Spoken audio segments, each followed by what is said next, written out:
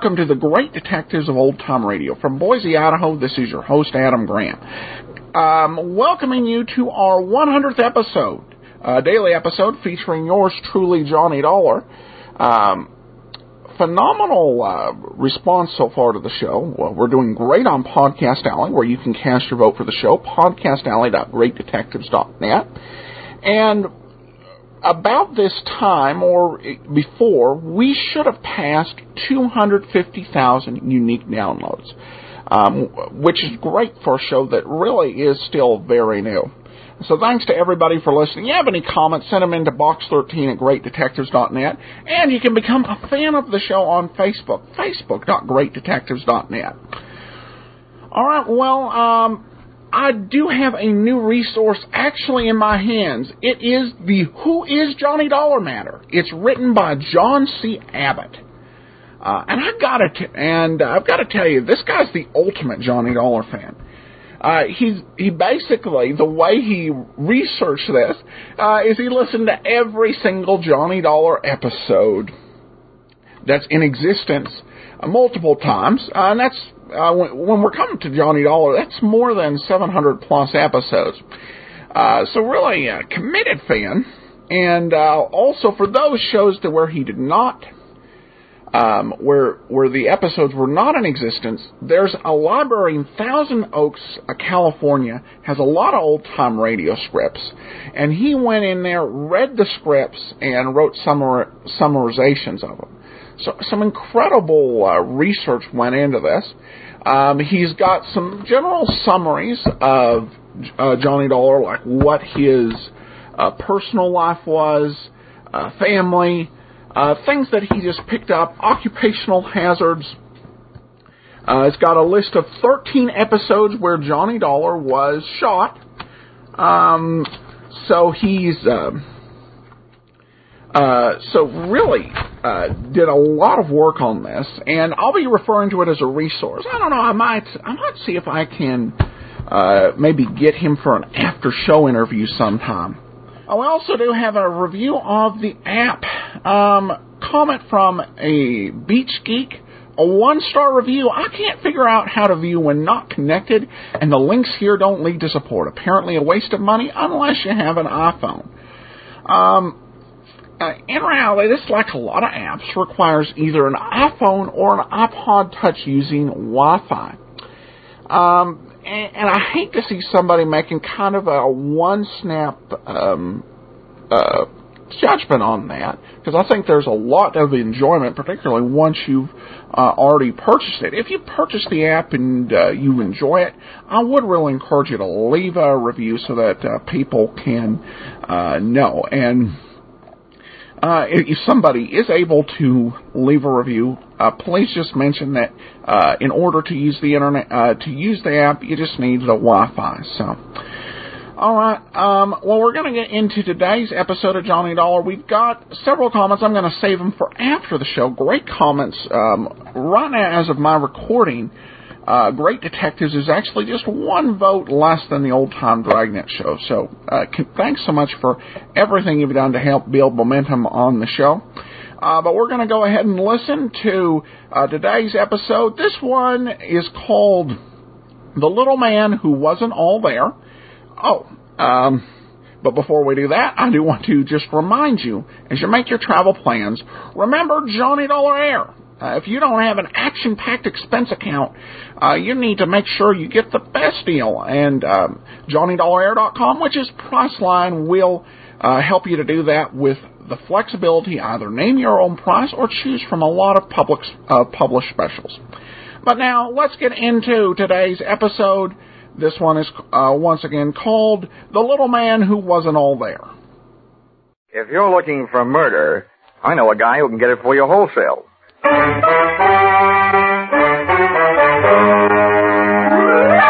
This is another in the adventures of America's fabulous freelance insurance investigator, Johnny Dollar, starring Charles Russell.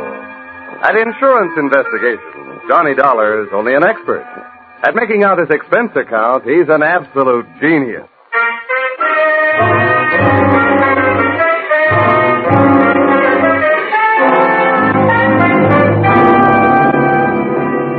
Expense account submitted by Special Investigator Johnny Dollar. To West Coast Underwriters, San Francisco Branch. Attention, Bradford L. Coates, General Manager. The following is an accounting of my expenditures during my investigation of the little man who wasn't all there, or in most cases, there at all, or the unpaid premium payoff. Expense account, item 1. 3 cents postage due on your airmail special delivery letter containing said assignment. I can just hear you dictating it. Take a letter. To Johnny Dollar, you'll find his address in the files. Dear Sir, better make that Dear Dollar. Enclosed find copies of letters received by us from one Mr. James Yarbo, period. This man's wife was insured with our company until recently. One day before her death, her period of grace and an unpaid premium ran out. We canceled her policy in the amount of $20,000. Her husband, Yarbo, first made every effort to collect, then threatened us. Since then, we've received the enclosed series of letters intimating, without confessing, that he's had a hand in the accidental death of at least 12 of our policyholders to date. The police have been working on it, but are getting nowhere. If you are available, please come immediately. Yours very truly, Sophie.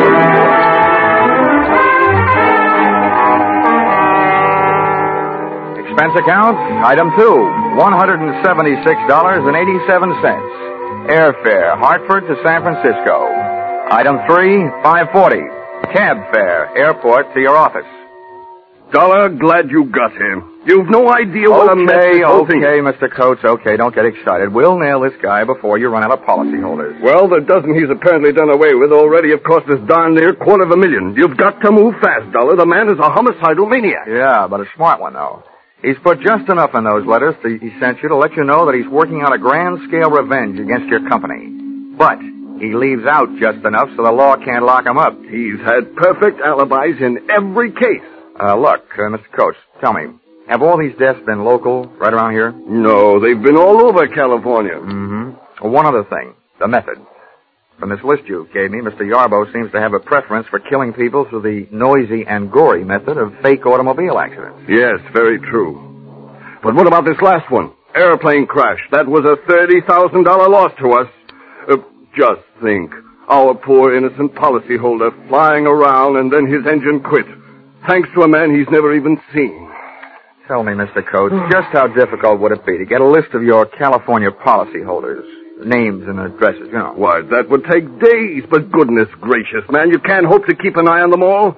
Besides, the minute you went off the job, he'd strike again. That's a preposterous idea. Cut time. Look, I don't want the list. I was just wondering how Yarbo got it. Oh. Now, so far you've given me nothing to go on. I'd like you to add 2 things to that. Yarbo's home address and a $50,000 life insurance policy made out to me. What on earth's that for? Well, look, in the first place, if we're going fishing for Mr. Yarbo, I might as well be the worm. In the second place, if I should get gobbled up in the line of duty, that $50,000 life insurance would make several attractive young ladies of my acquaintance very happy. Not, mind you, as happy as I can make them by remaining alive.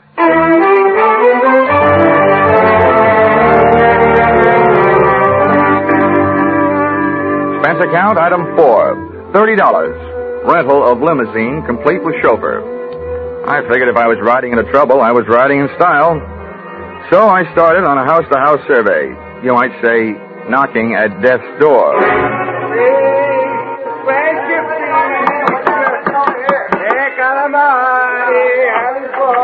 Yes. What is it, please? Oh, I'm sorry to bother you, Mrs. Gianelli, but I'm from the insurance company. Oh, yes. It'll only take a moment. One question about your son. Oh, poor Angelo. What do you want to know about my poor son? He drive away in his automobile, that's all. I'll never see him in life again. Yes, I know.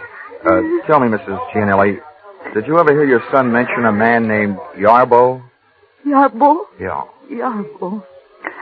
I don't know about no such Yarbo. Now, please. Please leave me. There was so much sadness in my house.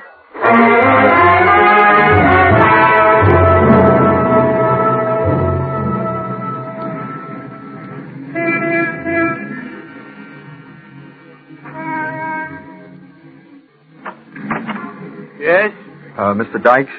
Yes. I'm sorry to bother you, but I'm from the insurance company. About your son's plane crash. Oh.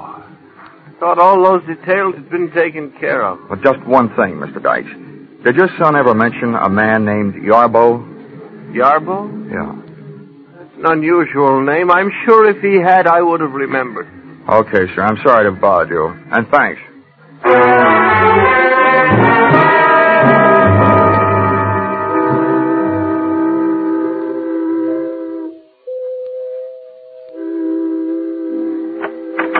Yes, sir. May I help you? Yes, I'd like to have a word with Mrs. Weatherly. I'm from the insurance company. Well, sir, Mrs. Weatherly has been indisposed, not receiving visitors. What is it, Brian? How do you do, Mrs. Weatherly? My name is Johnny Dollar. Oh, dear.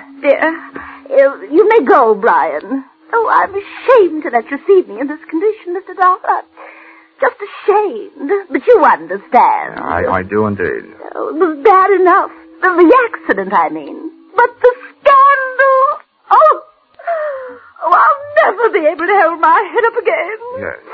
No. If Harvey had to get himself in an automobile accident, why, I ask you, did he have to have that awful Mrs. Barclay in the car? Oh, yes. Yes, it was very unthoughtful of him, Mrs. Weatherly. Would you mind answering one question? Well, if I can. Did your husband ever mention a man named Yarbo? Well, no. No, he never mentioned a man named Yarbo. But neither did he ever mention Mrs. Barclay.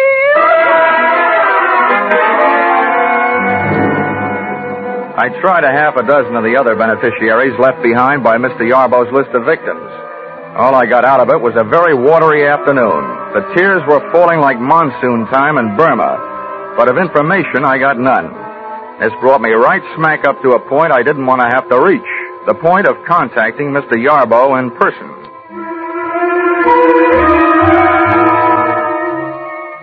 At 8:30 that night, I took a plan on Yarbo's house on Lombard Street. At 11:30, I saw the lights go out, as did Yarbo. He was a little guy, stooped over like he was looking for cigarette butts on the sidewalk, needing a haircut, and, true to type, wearing a long black overcoat. But worst of all was the little satchel he was carrying. Items like this always set off a chain reaction in my imagination, and I could just see him on his way to atomizing the Oakland Bay Bridge, thus causing the biggest automobile accident in history. I very cleverly forced my way into the house by breaking a first-floor window, reaching in and opening same. The cyclops eye of my flashlight started picking up information on the subject of Mr. Yarbo immediately. The room I had entered looked like the Hobby Lobby of an English bobby, a crime museum if I ever saw one. On one wall, a gun case. On another, a crime library. And scattered around the room, a grisly collection, ranging from blood-stained hatchets to shrunken heads. But the most surprising criminal curio of all stood right behind me. Mr. Yarbo, complete with little black bag. Well, I must say the current second-story man dresses well, but I must also say you, my man, must have the old masters of the art turning in their graves. For you, young man, are a heavy-fingered bungler. There, let's have a better look at you. Now that flashlight, I'll feel better after you've dropped it. Hey, what am I doing? You're not even pointing a gun at me. Don't feel too comfortable. You are well covered from many points. A step from you in any direction may detonate any number of explosive devices. Why'd I have to pick this joint to burgle? I feel like a city councilman playing a call in the White House. You seem more the kind of a guy I should be working for instead of on. What's your racket? Racket? Yeah. You're in a racket, my little friend. My pastime is a science. Yes, I take it you are impressed with my collection. Who wouldn't be? Well, if you're interested, come here. About those booby traps. Oh, yes. Note well the design in the rug. The large roses. Avoid stepping on them for the time being. Oh, great. And I was in here stumbling around in the dark. May your good luck continue. But look here in this case, the small vial on the right. That is purloined for me to order from the famous Black Museum in Scotland Yard.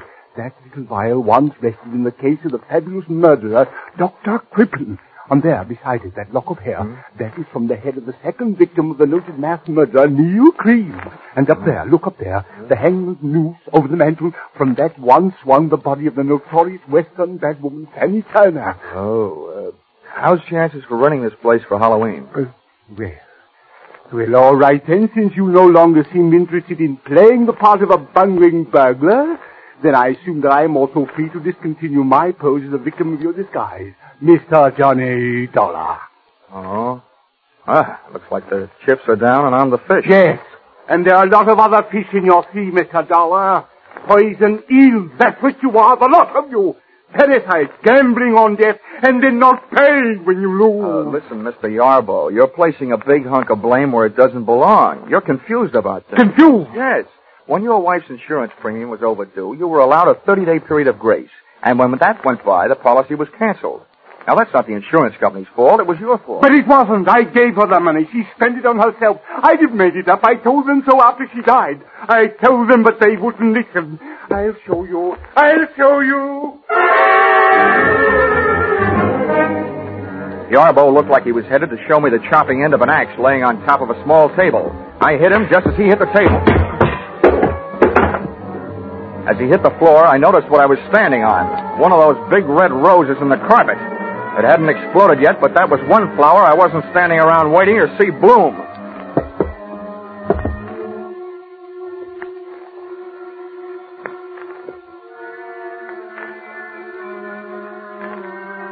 It took a lot of nerve picking up a telephone in that room.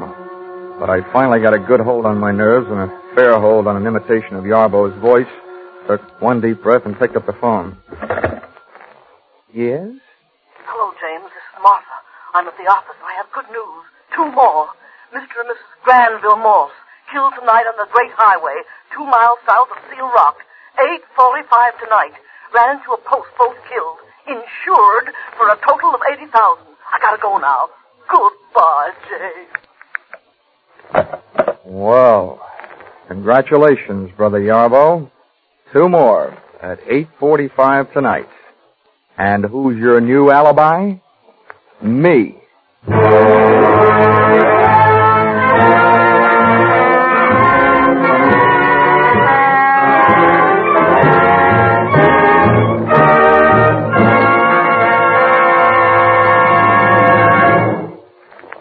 In just a moment, we'll return to the second act of Johnny Dollar. But first, did you ever think of "and" as a comedy word? Maybe not, but you'll get a full demonstration on CBS this Wednesday night. There'll be Groucho Marx and his guest on that hilarious quiz, You Bet Your Life. For it's the guests who sometimes floor Groucho with their wisecracks. There'll be Bing Crosby in his regular Wednesday night CBS show, and his special guest, Bob Hope. There'll be George Burns and Gracie Allen and Bill Goodwin. And becomes more filled with comedy when you tell or learn that Lum and Abner will have their premiere as Wednesday night regulars on most of these same CBS stations. Yes, this fall you hear them all on C and B and S. Now with our star Charles Russell, we return to the second act of Yours Truly, Johnny Dollar.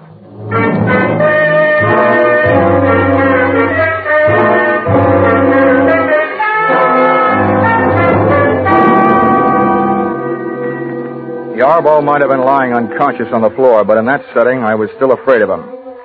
I'd have looked the place over with a fine-tooth comb, only having none. I used my hands. I put the pat test to Yarbo's pockets for a gun. He was unloaded. Then turned my attention to the little black bag he'd been carrying when I saw him leave the house, and which he still had with him when he returned. I hoped it wasn't booby-trapped. Opened it and discovered that it was a trap, the type my kind of booby stepped into. Inside the bag was a small radio receiver tuned to something I looked for and found in the room. A small radio transmitter of the type formerly used in army tanks. Through this, Yarbo had heard me enter his little museum of murder and had returned to catch me in the act of prowling the premises. About then, I caught him in the act of coming to. Well, welcome home, Yarbo. Time to get up. I just had a long chat on the phone with Martha. She thought I was you. You think you're very clever, don't you? Martha knows my voice. If she talked to you at all, she didn't tell you anything. Of that I am sure, so save your breath. There is no use your telling me she gave you any information. Oh, no, you got me wrong, pal. I only told you Martha called to let you know I know there is a Martha. I figured it might make you nervous, and nervous men are easy to beat. Other nervous men may be easy to beat, Dollar, but not James Yarbo. The police have tried, and they couldn't prove a thing against me. Now, may I have your permission to get up? Yeah. Maybe the police haven't been able to get anything on you, but I have something. Attempted murder. The hatchet you went for. The pitiful mistake of a pitifully suspicious mind, Dollar. I wasn't reaching for that hatchet on the table. I was trying to show you something in the table drawer. There it is, spilled out on the floor. My wife's insurance policy. The one your unscrupulous thieving superiors refused to pay. The vampires? Here, look at it. All in order. Much of it in fine print.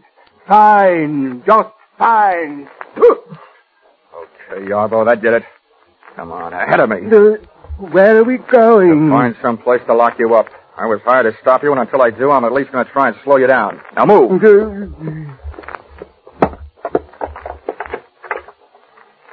Linen closet. No room here.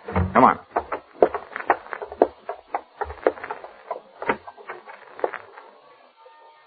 Bathroom. No window. Yeah, this'll do. Come on, get in there. No, not in here. Anywhere but in here. It's a good place. You may get thirsty. No. This is where my wife died. Not in here. No.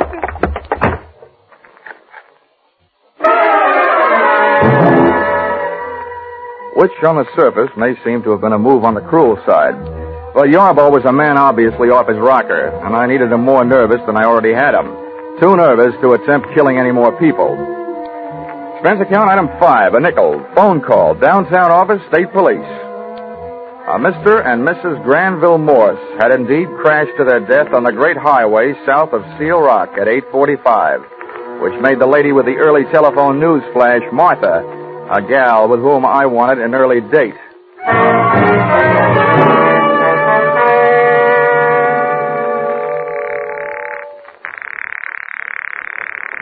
Come on, answer the phone. Hello? What is it? Hello, Mr. Coates. This is Dollar. Oh, yes, Dollar. What do you want? Well, first I want to tell you that you just lost 2 more policy holders. List price, $80,000. Oh, good Lord. This is terrible. Who? How? What? Never mind that. I've also got something else. On the good side. I need your help tonight. Of course. Anything. What can I do? Meet me at your office. You and I are going to go looking for a dame named Martha. Martha? Martha who? I don't know, but I hope she works for you. I'll be there in a half hour. Make that 20 minutes, and you'll be 10 minutes closer to happy days. The office personnel records of the West Coast underwriters turned up not 1, but 3 employees named Martha, which gave me 3 choices as to who had been supplying Yarbo with a list of West Coast insurance policy holders. Finding the exact Martha was even easier. On the phone, she had told me that she was calling from the office, and the night elevator operator's in and out book showed the signature of one Martha Kinsey, and I just couldn't wait to hear her report.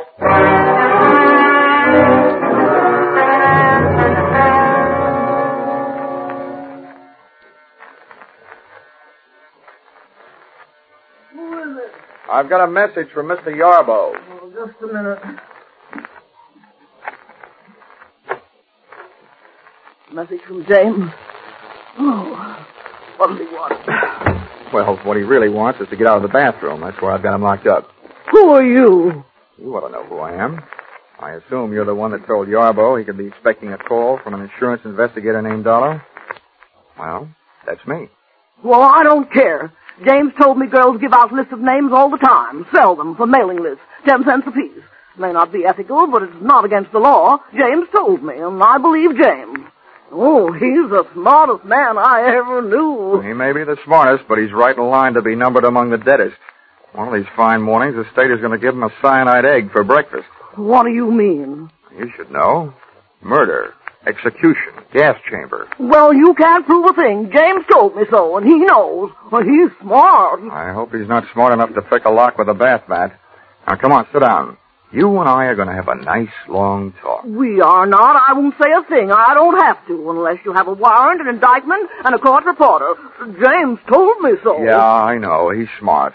But no matter what he told you, you're going to tell me a few things. Oh, no, I'm not. Oh, yes, you are. Oh, no, I'm not. Oh, yes, you are.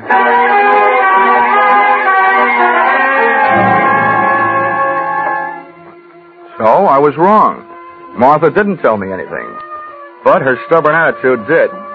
She was in love with Mr. Yarbo, a stupid, middle-aged woman having her last fling at romance, doing her best to keep her last chance alive in the person of the man who had made her his partner in crime. As crazy as it was, this grotesque pair of lovebirds created the only real emotion in the case to date, and switched my thoughts from the widely scattered deaths which had brought me into the case, and over to the single death of Yarbo's wife. Enclosed, find a transcript of statement made to me at 2 o'clock in the morning by the doctor who signed Mrs. Yarbo's death certificate. Cause of death, cerebral hemorrhage. Result of severe fracture of skull. Region, medulla oblongata. Contributing factors, woman bathing in bathtub at home. Slipped and fell, striking head on shower spigot. Coroner's finding death due to misadventure. Accidental. It took the doctor 2 minutes to get around to making that statement. I figured it would take Martha at least 30 minutes to get her hair out of her curlers and make herself presentable enough to risk being seen on the street. That left me 28 minutes to get back to Yarbo's house before she did, and I didn't need half that long. In the cab on my way over, I took inventory. 1, to date, Yarbo's alibis covering him on all the so-called revenge murders had been perfect. Too perfect. 2nd, when I first faced Yarbo, he screamed about his wife's death, not in the light of having lost his lady love, but in the light of having lost her insurance money. Just as my third and most important conclusion came upon me, the taxi came upon our destination, and I had to go to work.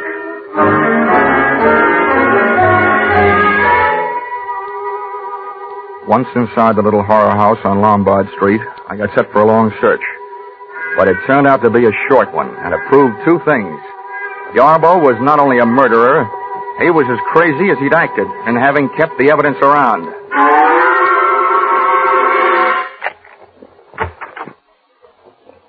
Okay, Yarbo, come on out. Well, I hope you have enjoyed your waste of time, Mr. Dollar, as I've enjoyed my chance for meditation.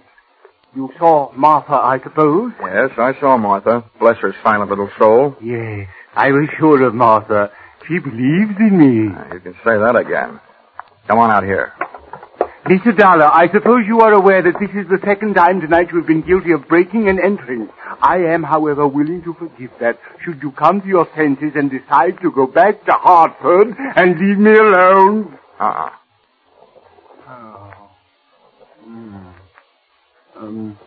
Mind treading on the roses in the rug, Mr. Dollar? Sorry, Yarbo. I fell for that gag earlier tonight. People who smile at that joke give me the last laugh. Now, look, Yarbo, I know exactly what you've been up to, and I know why you've done it.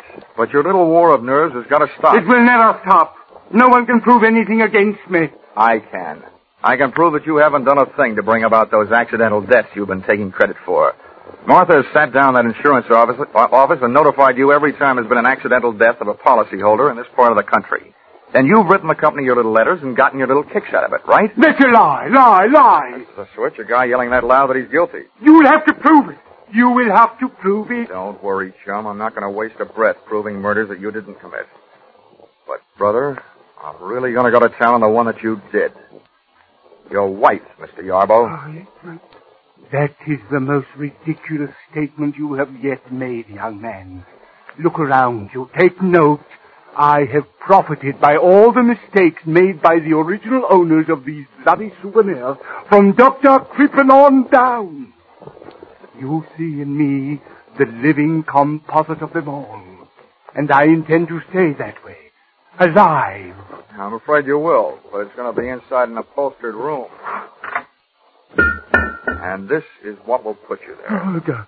Yeah, Mr. Yarbo, you carried your little hobby of crime souvenirs too far when you saved this hunk of pipe and the faucet with which you clubbed your wife to death. She slipped and fell. She was in the tub. I'm sure the police microscopes can give you a strong argument on that one. Now, come on.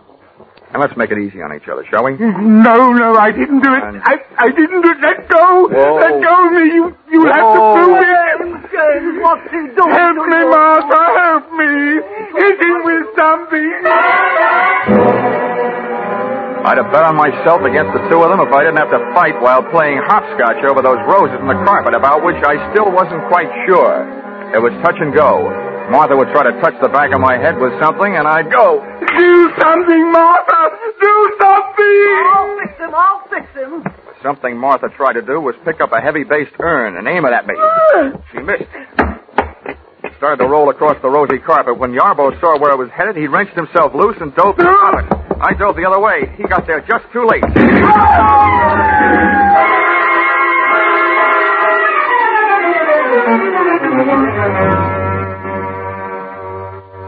I didn't have to look twice to know he was dead. Fate had called James Yarbo up on his own carpet. When Martha threw that urn at me, it had rolled straight for the only rose in the rug that had been booby-trapped. Which only goes to prove that sometimes a rose by any other name can be anything but sweet.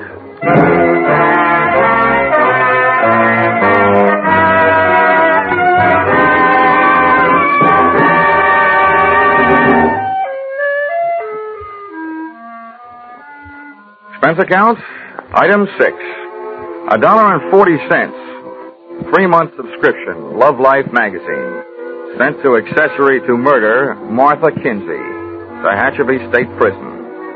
I figured 3 months was about all she had, the judges and juries in California being rather efficient that way. Expense account, item 7, $6, dinner and diving for pearls in a barrel of Blue Points at Fisherman's Wharf.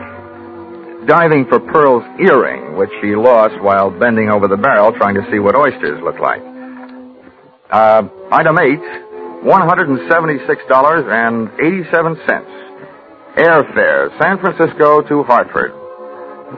Expense account total, $942.08. Not including defense lawyer fees if you decide to sue me for not being able to add correctly. Signed, yours, truly, Johnny Dollar.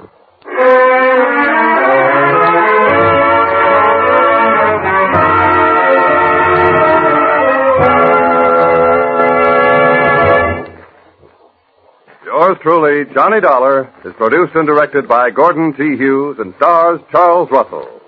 Script by Paul Dudley and Gil Dowd. Featured in the cast were Jay Novello, Martha Wentworth, Paul DuBois, C.G. Pearson, and Larry Dodkin. The special music is written and conducted by Wilbur Hatch.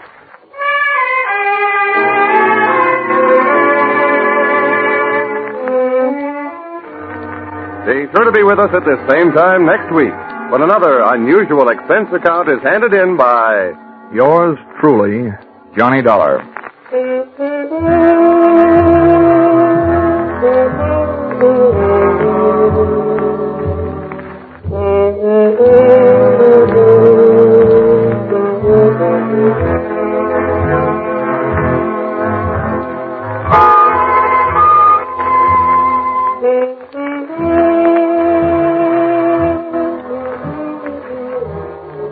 Everyone is concerned about world affairs these days. If we want world peace, we'll have to have national peace first. In order to keep America's strength and prestige, in order to preserve her freedom, we must do away with group prejudice. Let's stop judging people by the color of their skin or the place where they worship, and start considering them for what they do. We'll be sure to have a happier world. Stay tuned now for Vaughn Monroe and his caravan, following immediately on most of these CBS stations.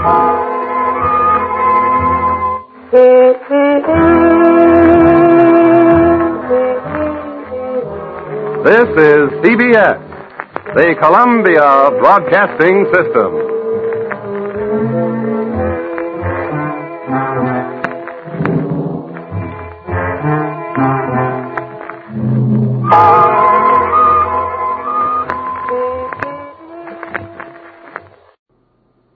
Welcome back. A very interesting closing ad. And you see that after World War II, that was very much a recurring theme in old time radio. The importance of racial and religious tolerance. I think some folks, when they went over to the war and they saw Nazi Germany, they kind of, when they got home, got a little jarred. So in some ways, I think what we saw happen in American history with the civil rights movement started through the genesis of its success through what people experienced in World War II, and certainly you hear this long before the zenith of the civil rights movement. So that was a pretty interesting point. That "and" ad in the middle was kind of odd. And as a comedy word, I was like, okay, well, it was a little cheesy, but memorable, so that could work for some audiences in terms of advertising. As for the show itself, I think this is another great one in the books, and part of being the host of this show is there's a mix, a lot of times there's a mix of bittersweet. On one hand, I am, eagerly anticipating being able to bring you the Edmund O'Brien episodes of yours truly, Johnny Dollar, because I think O'Brien was phenomenal in an entirely different way than Charles Russell was. But on the other hand, I'm going to miss episodes like this. Really, great script, great acting, fantastic plot twist, really just a top-notch episode. All right, now we have a few more comments on Podcast Alley before we wrap up. Adam keeps, this comes from Chris, who writes, Adam keeps us interested with different stories every day. He plays the shows from beginning to end and has excellent replacements when a show ends. His commentary is excellent and helps put the time period in perspective. Keep up the good work, Adam. Thanks. And yeah, he had said on Podcast Alley that he was... that he wasn't sure he was going to like Johnny Madero, so it was great to hear that. I love these shows. Thank you so much, Adam Graham, for making all of these awesome shows available. Patsy Novak is my personal favorite, but they really all are great. Adam, just wanted to tell you that I love your podcast. I've been hooked on your Superman podcast for the past year, and only recently started listening to the Great Detectives of Old Time Radio. I must say I'm addicted. I try to listen at least one episode a day, usually at work, and I don't really have a favorite. Not a big fan of Sherlock Holmes, though. The Pat Novak for Hire series is great, and I love the way the dialogue is written. Top notch. I really appreciate your commentary before and after each episode as well. You can tell you really are a fan of the genre, and I love the insights and the trivia you provide. Thanks, and keep up the great work. And that's from Jeff in Corinth, Mississippi. And this one says, I just love old-time radio, especially old-time detectives. Was glad to discover a podcast for strictly detectives. And that's definitely one thing I was going for, because there were some podcasts where it was potpourri, which could be good, but if you were looking for something specific, wouldn't work so well. So glad to fill that need. And love the Great Detectives of Old Time Radio, especially Johnny Dollar. I have an email from Jody. I recently started listening and I'm enjoying the podcast so far. I subscribed through Zune, and the image that appears is very long and is distorted and blurry on the MP3 player screen. It would be great if the podcast picture were square like the one on the Facebook page. Well, I went ahead and I updated the show image page to square. It's the same one that was designed for our app. I really like that graphic. So I hope that solves the problem. She writes, I really like Johnny Dollar, and I'm glad you recently started with Johnny Madero. Thanks for the podcast. Well, thank you, Jody. All right, well, we're going to wrap up the show. Again, if you have any comments, send them to me, box13@greatdetectives.net. Tomorrow is going to be our special, and then next Tuesday, join us for Jeff Regan Investigator. From Boise, Idaho, this is your host, Adam Graham, signing off.